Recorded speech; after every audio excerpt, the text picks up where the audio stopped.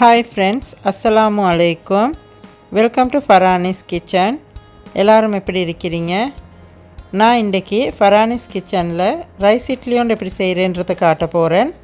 வாங்க இந்த இட்லி எப்படி செய்கிறேன்றதை பார்ப்போம். நான் இப்போ ரைஸ் இட்லி செய்கிறதுக்கு சோறு, உப்பு, தயிர், பேக்கிங் சோடா, ருலான், தண்ணி இவ்வளோதான் நான் எடுத்துக்கிறேன். எப்படி செய்கிறேன்றதை வாங்க பார்ப்போம். ஃபஸ்ட்டுக்கு நான் 1.5 கப் சோறு எடுத்து பிளெண்டரில் போட்டு பிளெண்ட் பண்ணி பேஸ்ட் பண்ணிக்கொள்ள போகிறேன். இதுக்கு உடனே ஆக்கின சோறு இல்லை, நாள் ஆக்கி பேலன்ஸ் ஆகின சோறு எடுத்தும் எங்களுக்கு இப்படி செஞ்சு கொள்ளையிலும். அதுக்கு நான் 1 கப் தண்ணி ஊற்றிக்கொள்கிறேன்.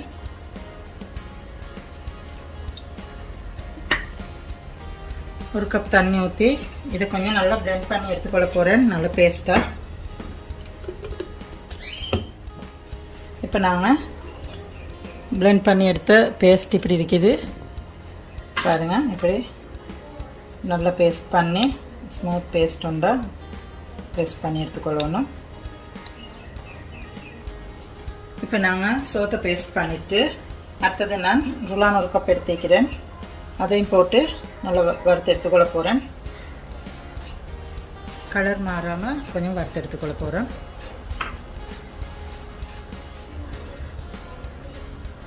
ருலான் இப்படி பிடிக்க போக்கல கொஞ்சம் ரஃப் ஆட்டம் இருந்துச்சுன்னா போதும், எங்களுக்கு கலர் மாறணும்ன்றது தேவையில்லை. ருலானை வறுத்துட்டேன். இப்போ நான் இதை கொஞ்சம் நல்லா ஆற வச்சு எடுத்துக்கொள்ள போகிறேன். இப்படி போலோண்டு எடுத்து நாங்கள் பிளெண்ட் பண்ணிக்கொண்ட ரைஸ் பேஸ்ட்டை இதில் போட்டுக்கொள்ள போகிறேன்.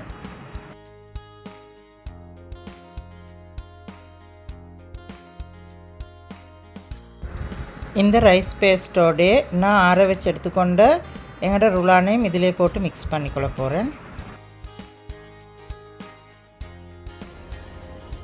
ருலானையும் போட்டு இப்போ அதுக்கே நான் 1 கப் கேர்டும் போட்டுக்கொள்கிறேன்.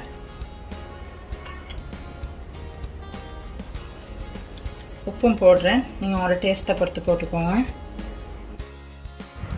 இதுக்கே பேக்கிங் சோடா 1 கிராமே போட்டுக்கொள்ளணும்.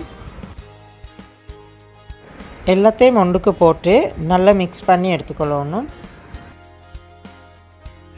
இதுக்கும் நல்லா இப்படி மிக்ஸ் பண்ணிவிட்டு நான் ஒரு 1/2 hour மூடி வச்சுக்கொள்ள போகிறோம்.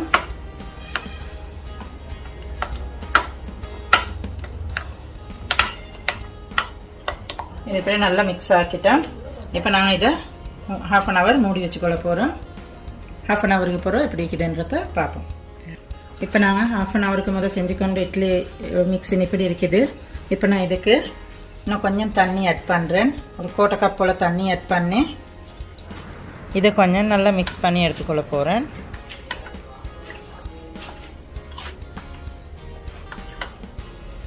மிக்ஸ் பண்ணி எடுத்து மிக்ஸின் பாருங்கள், இந்த மாதிரி இட்லி மிக்ஸின் மாதிரி இருக்கணும். இப்படி மிக்ஸ் பண்ணி எடுத்துட்டு இப்போ நாங்கள் இட்லியை செஞ்சுக்கொள்வோம். இட்லி தட்டை எடுத்துட்டேன்.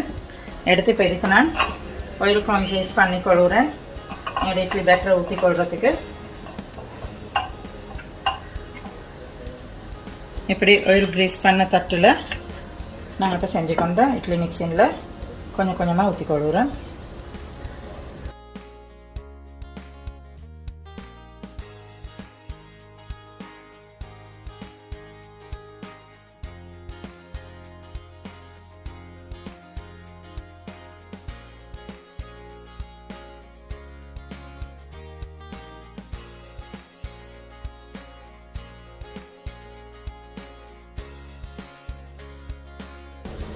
இப்படியே ஊற்றி எடுத்துக்கொள்கிறேன். இப்போ இதை நாங்கள் செஞ்சு கொள்ள போகிறோம். இட்லி தட்டு இல்லாதவங்களுக்கு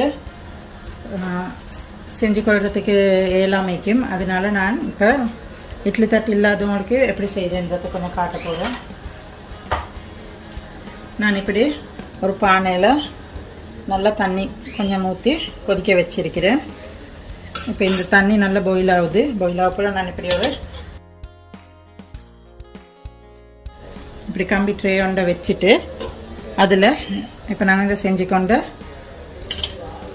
இட்லி மிக்ஸினை உள்ளுக்கு வைக்கிறேன். இப்படி வச்சுக்கிறேன். வச்சுட்டு இதை கொஞ்சம் நாங்கள் இப்படி மூடி ஒரு 5-10 நிமிஷம் எங்கள் இட்லியை வேக வச்சு எடுத்துக்கொள்வோம். இட்லி தட்டு இல்லாதவங்களுக்கும் இட்லி செய்கிறதுக்கு லேசியான ஒரு வழி உண்டு. அப்படி அவங்களுக்கு இந்த இட்லி தட்டே இல்லாட்டி சின்ன சின்ன சில்வர் கப் வைக்குது, அந்த சின்ன கப் ஒன்று எடுத்து ட்ரே ஒன்றில் வச்சு அது உள்ளுக்கு வச்சு செஞ்சுக்கோங்க.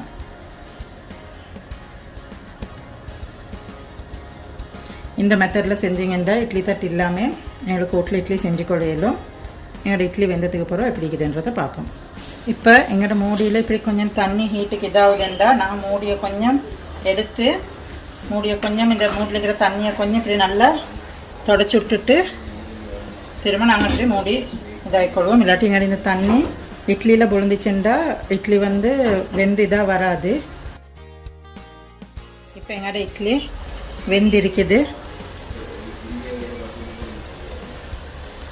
பாருங்கள். இட்லி நல்லா வெந்து இருக்குது. இப்போ நாங்கள் இட்லி அரைக்கொள்ள போகிறோம். இப்போ இது நாங்கள் செஞ்செடுத்த இட்லி. என் இட்லி நல்லா இதாக இருக்குது. இந்த இட்லி கொஞ்சம் ஒரு 2 நிமிஷம் ஆறட்டும். ஆறினத்துக்கு அப்புறம் நாங்கள் கழட்டி எடுப்போம். இல்லாட்டி கீழாலெல்லாம் உடஞ்சி இதாக வரும். கொஞ்சம் ஆற வச்சு எடுத்தேன்னா நல்லா பசங்க கழட்டி கொள்ளிடுமாகும். இப்போ எங்களோட இட்லி ஆறிக்குது. நாங்கள் இப்படி கொஞ்சம் இந்த கரண்டியை போட்டு இப்படி முள்ள கொள்கிறேன் பாருங்கள்.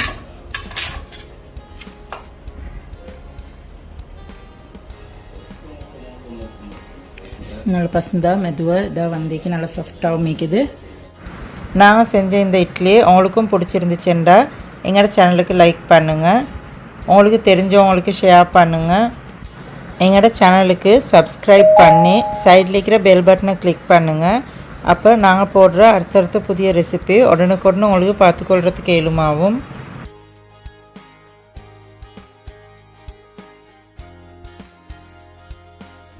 இதை கொஞ்சம் ஆற வச்சு கழட்டினா நல்லா பசந்தாக அவங்களுக்கு இப்படி கழட்டிக்கொள்ள எலுமாகும் பாருங்கள். நல்லா பஞ்சாட்டம் நல்லா இதாக பசந்தாக வைக்குது.